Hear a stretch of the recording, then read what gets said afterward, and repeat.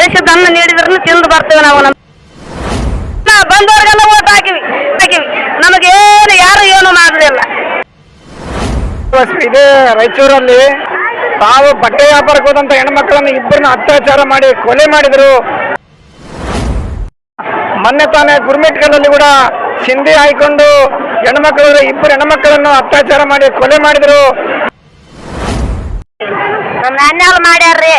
ನಿಮ್ಗ ನಮ್ಗ ಒಂದೈಕ್ ಮಾಡಿದ್ರೆ ನಾವು ಸಹಾಯಧನ ನಿಮ್ಮ ಹೆಸರು ಕರ್ಸೋದಿಲ್ರಿ. ಅಷ್ಟೇ నువ్వు దానం చేసినంటే మేము బతుకుతామయ్యా. మా పిల్లలకు చీటి మాలకు నడిపాలి చేయదు మా పిల్లల్ని.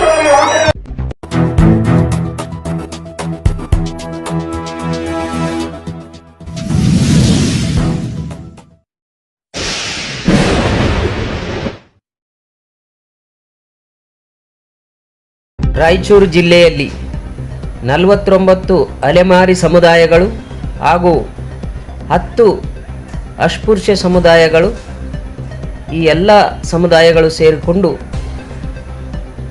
ರಾಯಚೂರಿನಲ್ಲಿ ಹಬ್ಬರದ ಪ್ರತಿಭಟನೆ ನಡೆಸಿ ನಂತರ ಅಲೆಮಾರಿ ಸಮುದಾಯದ ಹೆಣ್ಣು ಮಕ್ಕಳು ಸರ್ಕಾರಕ್ಕೆ ತಮ್ಮ ಅಳಿಲು ತೋಡಿಕೊಳ್ಳುವ ಮೂಲಕ ಮೊರೆಯನ್ನಿಟ್ಟಿದ್ದಾರೆ. ಅದೇ ರೀತಿ ಸರ್ಕಾರ ಈಗಲಾದರೂ ಕೂಡ ಎಚ್ಚೆತ್ತುಕೊಂಡು ಈ ಅಲೆಮಾರಿಗಳಿಗೆ ಸಿಗಬೇಕಾದ 1% ಮೀಸಲಾತಿಯನ್ನು ಅವರಿಗೆ ಕೊಟ್ಟಿದ್ದೇ ಆದಲ್ಲಿ ಆ ಭಗವಂತನು ಕೂಡ ತಮಗೆ ಆಶೀರ್ವಾದಿಸುತ್ತಾನೆ ಅನ್ನೋ ಒಂದು ಮನೋಭಾವ ನಾವು ಕೂಡ ವ್ಯಕ್ತಪಡಿಸುತ್ತೇವೆ. ಇವರು ಈ ದೇಶದ ಪ್ರಜೆಗಳೇ, ಇವರು ತಮ್ಮ ಸರ್ಕಾರಕ್ಕೆ ಮತಗಳನ್ನು ನೀಡಿದ್ದಾರೆ. ಇವರ ಮಕ್ಕಳಿಗೆ ವಿದ್ಯಾಭ್ಯಾಸಕ್ಕೋಸ್ಕರವಾಗಿ 1% ಮೀಸಲಾತಿ ಕೊಟ್ಟಿದ್ದೇ ಆದಲ್ಲಿ ಈ ಸಮಾಜ ಮುಖ್ಯವಾಹಿನಿಗೆ ಬರಲು ಅನುಕೂಲವಾಗುತ್ತದೆ. ದಯಮಾಡಿ ಈಗಲಾದರೂ ಈ ಸರ್ಕಾರ ಎಚ್ಚೆತ್ತುಕೊಂಡು ಇವರಿಗೆ ಬರಬೇಕಾದಂಥ 1% ಮೀಸಲಾತಿಯನ್ನು ಕೊಡಬೇಕಂತೇಳಿ ನಮ್ಮ ಚಾನೆಲ್ ವತಿಯಿಂದ ಕೂಡ ಒತ್ತಾಯಿಸುತ್ತೇವೆ. ಧನ್ಯವಾದಗಳು.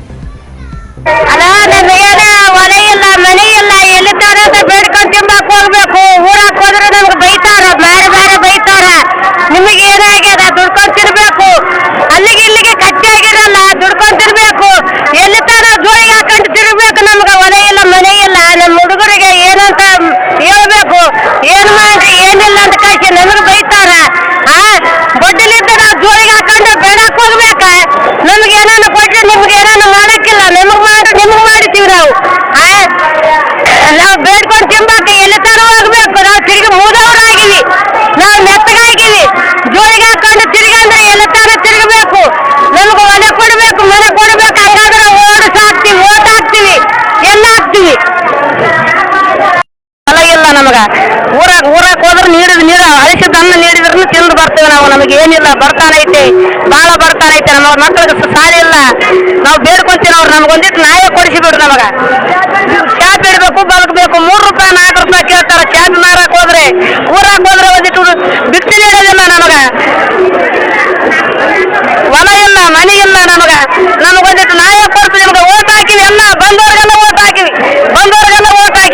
ನಮಗೇನು ಯಾರು ಏನು ಮಾಡಲಿಲ್ಲ. ಇಂಥ ಹೆಣ್ಮಕ್ಳು ಇದೇ ರಾಯಚೂರಲ್ಲಿ ಬಟ್ಟೆ ವ್ಯಾಪಾರ ಮಾಡಿದಂಥ ಹೆಣ್ಮಕ್ಳನ್ನು, ಸಿಂಧಿ ಹಾಯುವ ಹೆಣ್ಮಕ್ಳನ್ನು, ತಾವು ಬಟ್ಟೆ ವ್ಯಾಪಾರಕ್ಕೆ ಹೋದಂಥ ಹೆಣ್ಮಕ್ಳನ್ನು ಇಬ್ಬರನ್ನ ಅತ್ಯಾಚಾರ ಮಾಡಿ ಕೊಲೆ ಮಾಡಿದ್ರು.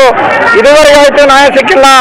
ಮೊನ್ನೆ ತಾನೇ ಗುರ್ಮಿಟ್ಕಲ್ನಲ್ಲಿ ಕೂಡ ಸಿಂಧಿ ಹಾಯ್ಕೊಂಡು ಇಬ್ಬರು ಹೆಣ್ಮಕ್ಳನ್ನು ಅತ್ಯಾಚಾರ ಮಾಡಿ ಕೊಲೆ ಮಾಡಿದ್ರು. ಈ ರಾಜ್ಯ ಸರ್ಕಾರ ನಾವು ಎಷ್ಟೇ ಹೋರಾಟ ಮಾಡಿದ್ರು ಅವ್ರು ಯಾವ ಸಾವಂತೇಳಿ ಕೊಡ್ತೀರಿ. ನಮ್ಮ ತಾಯಂದ್ರು ನಮ್ಮ ಮಕ್ಕಳು ಹೆಂಗ್ ಬದುಕಬೇಕು? ತಿಳುವರಿಗೆ ಬಂದಾಗ್ಲಿದ್ದಂದ್ರೆ ಒಬ್ಬರನ್ನ ಕೇಳಾಕ ದಾನಕ್ಕೆ ಹೋಗಕತ್ತಿದ್ವಿ. ಭಿಕ್ಷೆಗೆ ಹೋದ್ರೆ ಭಿಕ್ಷೆಗೆ ಖಾತೆ ಬಂತು. ಕೂಲಿ ಮಾಡ್ಕೊಂಡ್ ಬದುಕಂಬಂದ್ರೆ ಅದಕ್ಕೊಂದು ತೊಂದ್ರೆ ಆಯ್ತು. ನಮಗ ಮನೆಗ ಊರಾಗ ಹೋದ್ರೆ ಮನೆ ಇಲ್ಲ, ಅಡವ್ಯಾಗ ಹೋದ್ರೆ ಹೊಲ ಇಲ್ಲ. ಊರಾಗ ಹೋದ್ರೆ ನಾಯಿಗಳು ಕಾಟು, ಮನ್ಯಾಗಿದ್ರೆ ಈ ಕಾಟು. ನಾವ್ ಎದುರಾಗಿ ಇರ್ಬೇಕ್ರಿ ಸರ್. ನಿಮ್ಮಂತವ್ರು ಪುಣ್ಯ ಮಾಡಿ, ದೊಡ್ಡ ಪುಣ್ಯ ಮಾಡಿ ನಮ್ಗೆ ಯಾವ್ದನ್ನ ಒಳ್ಳೇದು ಇದ್ದಾರ ಇದೇ ನಮ್ದು ಪಕ್ಷ, ನಮ್ದು ಯಾವ್ದಿತ್ತು ಅದೇ ಕೊಟ್ರೆ ಸಹಾಯ ತನಕ ನಿಮ್ಮ ಹೆಸರು ನಾವು ನೆನ್ಸ್ಕೊಂಡಿರ್ತೀವ್ರಿ. ನಮ್ನ ಅನ್ಯಾಯ ಮಾಡ್ಯಾರ್ರಿ, ನಮ್ಗೇನಿಲ್ಲ. ನಾವ್ ಇದೇ ಚಾಪೆ ಹಿಡ್ಕೊಂಡೆ ನಮ್ಮ ಮಕ್ಕಳು ಸಲ್ಲಿಸ್ತೀವಿ. ನಮ್ಮ ಅಮ್ಮನವ್ರು ಅದೇ ಮಾಡ್ಯಾರ, ನಾವು ಅದೇ ಮಾಡಕತ್ತೀವಿ. ಅದೇ ಇದ್ದಾಗನೇ ಅದ, ನಮ್ಗೇನಿಲ್ಲ. ನಮ್ಗೆ ಯಾವ್ದು 100% ನಮ್ಗಾನ ಒಂದೇ ಹೊಂದಾಣಿಕೆ ಮಾಡಿದ್ರೆ ನಾವು ಸಾಯ್ತಾನ ನಿಮ್ಮ ಹೆಸರು ಕೆಡ್ಸೋದಿಲ್ರಿ. ಅಷ್ಟೇ, ಧನ್ಯವಾದ. మాకు దానం చేయ మాకు పిల్లలకు చీటి మాలకు చెయ్య దడివి కట్టి మేము కానీ అడిపాలు తిరుగుతాం షాపులలో బతకాల మాము. నువ్వు దానం చేసినంటే మేము బతుకుతామయ్యా. మా పిల్లలకు చీటి మాలకు అడిపాలు చేయొద్దు మా పిల్లల్ని. అయిపోయింది. మేము అడవిలోకి పోవాలి అన్న సిద్ధరామన్న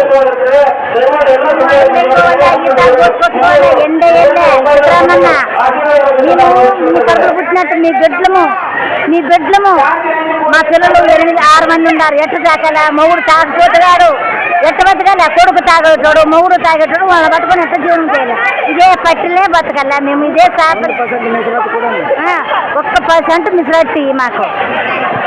ಹಾಗಾಗಿ ಮಾನ್ಯ ಸಿದ್ದರಾಮಯ್ಯ ಸಾಹೇಬ್ರೆ, ನಾವು ಮತ್ತೊಮ್ಮೆ ದೇವರಾಜ ಅರಸು ರೂಪದಲ್ಲಿ ನಾವು ನೋಡ್ತಾ ಇದ್ದೀವಿ. ತಾವು ದೇವರಾಜ ಅರಸಂತಂದೇ ನಾವು ಭಾವಿಸ್ತಾ ಇದ್ದೀವಿ. ತಾವು ದಯಮಾಡಿ ಮೊನ್ನೆ ಮಾಡಿದ ತಪ್ಪನ್ನು, ಆ ತಪ್ಪನ್ನು ಸರಿದಿದ್ದುಕೊಂಡು ಯಾವುದೇ ಸಚಿವರ ಮಾತು ಕೇಳಬಾರ್ದು, ಯಾವುದೇ ಮಿನಿಸ್ಟರ್ ಮಾತು ಕೇಳಬಾರ್ದು, ಯಾವುದೇ ಶಿವರಾಜ್ ಸಂಘಟನೆ ಮಾತು ಕೇಳಬಾರ್ದು. ತಾವು ದಯಮಾಡಿ ನಮ್ಮ ತಾಯಂದ್ರು ಇವತ್ತು ಸಣ್ಣ ಒಂದು ಈಜುಗಾರರಿಂದ ಕೂಡ ನಾವು ಜೀವನ ಮಾಡ್ತಾ ಇದ್ದೀವಿ. ಇದೇ ಟೆಂಟ್ ಹಾಕೊಂಡು ಜೀವನ ಮಾಡ್ತಾ ಇದ್ದೀವಿ. ಹಾಗಾಗಿ ಮತ್ತು ಮರುಪರಿಶೀಲನೆ ಮಾಡಿ ನಮ್ಮ ನ್ಯಾಯಾತೀತ ಬೇಡಿಕೆ ಈಡೇರಿಸಬೇಕು. ನಮ್ಮ ಮಕ್ಕಳು ವಿದ್ಯಾಭ್ಯಾಸ ಮಾಡಿದವರಿಗೆ ಕೆಲಸ ಕಾರ್ಯಗಳು ಸಿಗಬೇಕು. ನಮಗೆ ಬಾಬಾ ಸಾಹೇಬರು ಕೊಟ್ಟ ಆ ಮೀಸಲಾತಿ ಅಡಿಯಲ್ಲೇ ಬರ್ತಕ್ಕಂಥ ನಾವು ಸ್ವಾತಂತ್ರ್ಯ ಬಂದು 78 ವರ್ಷ ಕಳೆದರೂ ಇಂದಿಗೂ ನಾವು ರೋಡಲ್ಲಿ ಭಿಕ್ಷೆ ಬೇಡ್ತಿದ್ದೀವಿ. ನಮಗೆ ಮಾಡಿದ್ದು ಅನ್ಯಾಯ. ತಾವು ಅನ್ಯಾಯ ಮಾಡಿದಂತ ನಾವು ಹೇಳ್ತಾ ಇಲ್ಲ. ಯಾರೋ ಮಾತು ಕೇಳಿ ತಾವು ಅನ್ಯಾಯ ಮಾಡಿದ್ರಿ, ಅದನ್ನ ಸರಿಪಡಿಸಿ ನಮ್ಮ ನ್ಯಾಯಾತೀತ ಬೇಡಿಕೆ ಈಡೇರಿಸಬೇಕು. ಮತ್ತು ಕ್ಯಾಬಿನೆಟ್ ಕರೆದು ನಮಗೆ 1% ಮೀಸಲಾತಿ ಕೊಟ್ಟು ನಮ್ಮ ನ್ಯಾಯಾತೀತ ಬೇಡಿಕೆ ಈಡೇರಿಸಿ ನಮ್ಮ ಮಕ್ಕಳ ವಿದ್ಯಾಭ್ಯಾಸಕ್ಕೆ ಅವಕಾಶ ಮಾಡಿಕೊಡು. ನಮಗೆ ನೆಕ್ಸ್ಟ್ ನಮ್ಮ ತಾಯಂದರು ಇವತ್ತು ಸ್ವಾತಂತ್ರ್ಯ ಬಂದು 78 ವರ್ಷ ಕಳೆದಿವಿ. ಇಂದಿಗೂ ಕೂಡ ನಾವು ಭಿಕ್ಷೆ ಬೇಡಿ ಜೀವನ ಮಾಡ್ತಾ ಇದೀವಿ. ಯಾರೋ ಎಂದಿಗೂ ಊಟ ಮಾಡ್ತಾ ಇದೀವಿ. ಹಾಗಾಗಿ ನಾವು ದಯಮಾಡಿ ಪರಿಶೀಲನೆ ಮಾಡಿ ನಮ್ಮ ನ್ಯಾಯಾತೀತ ಬೇಡಿಕೆ ಈಡೇರಿಸಬೇಕು. ಇಲ್ಲವಾದರೆ ನಾವು ಸೆಪ್ಟೆಂಬರ್ 2ನೇ ತಾರೀಕು ನಾವು ಸೀದಾ ಡೆಲ್ಲಿ ಚಲೋ ಹಾಕೊಂಡಿದ್ದೀವಿ. ಡೆಲ್ಲಿಗೆ ಹೋಗಿ ಮಾನ್ಯ ರಾಷ್ಟ್ರೀಯ ಅಧ್ಯಕ್ಷರು ಮಲ್ಲಿಕಾರ್ಜುನ ಖರ್ಗೆ ಸಾಹೇಬ್ರ ಗಮನಕ್ಕೆ ತರ್ತೀವಿ. ಹಾಗೆ ನಾವು ರಾಹುಲ್ ಗಾಂಧಿ ಗಮನಕ್ಕೆ ತರ್ತಿದ್ದೀವಿ.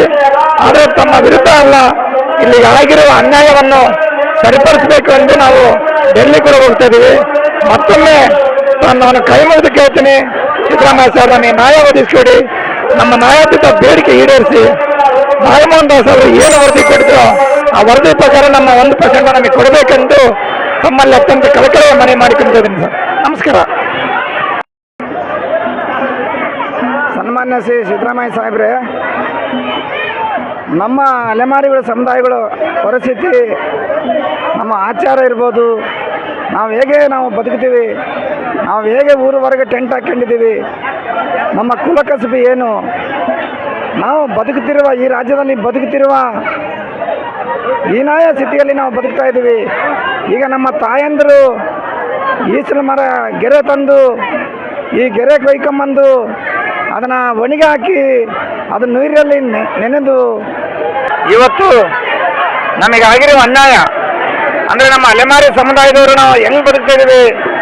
ಊರವರೆಗೆ ಟೆಂಟ್ ಹಾಕ್ಕೊಂಡು ಯಾರ್ದೋ ಜಾಗದಲ್ಲಿ ಆಳು ಬಿದ್ದ ಮಂಟಪಗಳಲ್ಲಿ, ನಮಗೆ ಊರಲ್ಲಿ ಮನೆ ಇಲ್ಲ, ಅಡವಿಯಲ್ಲಿ ಹೊಲ ಇಲ್ಲ.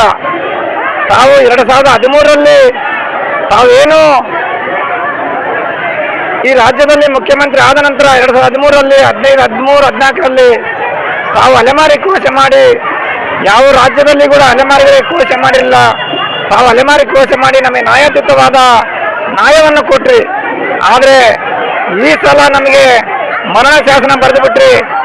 19ನೇ ತಾರೀಕು ತಾವು ನಮ್ಮ ತಾಯಂದರು ಈಸಲ ಮರ ಗರಿಗಳು ಕೊಯ್ಕೊಂಬಂದು ಅದನ್ನು ಒಣಗಾಕಿ ಅದನ್ನು ಇದು ಮಾಡಿ ಒಂದು ಸಾಪೆ ಹಗಲೆಲ್ಲ ಮಾಡಿದ್ರೆ 3 ದಿವಸ ಒಂದು ಸಾಪೆ ಎಣಿಬೇಕು. ಅದನ್ನು ಮಾರಿಕೊಂಡು ಬಂದಂತ ಪುಡಿಕಾಸನ್ನು ಜೀವನ ಮಾಡ್ತಾ ಇದ್ದೀವಿ. ಹಾಗಾಗಿ ನಮ್ಮ ಮಕ್ಕಳು ವಿದ್ಯಾಭ್ಯಾಸ ಇಲ್ಲದೆ ಯಾವುದೇ ನಮ್ಮ ಅಧಿಕಾರಿಗಳಿಲ್ಲದೆ ಸನ್ಮಾನ್ಯ ನಾಗಮೋಹನ್ ದಾಸ್ ಅವರು ಒಂದು ವರದಿ ಕೊಟ್ಟು ಆ ವರದಿಯಲ್ಲಿ 40 ಸಮುದಾಯಗಳು, ಒಂದು ಗ್ರಾಮ ಪಂಚಾಯತ್ ಮೆಂಬರ್ ಇಲ್ಲ, ಒಬ್ಬ IAS KS ಓದಿರೋದಿಲ್ಲ, ಯಾವುದೇ ಸ್ಕೂಲ್ ಮೆಟ್ಲುಗಳು ಏನಿಲ್ಲ.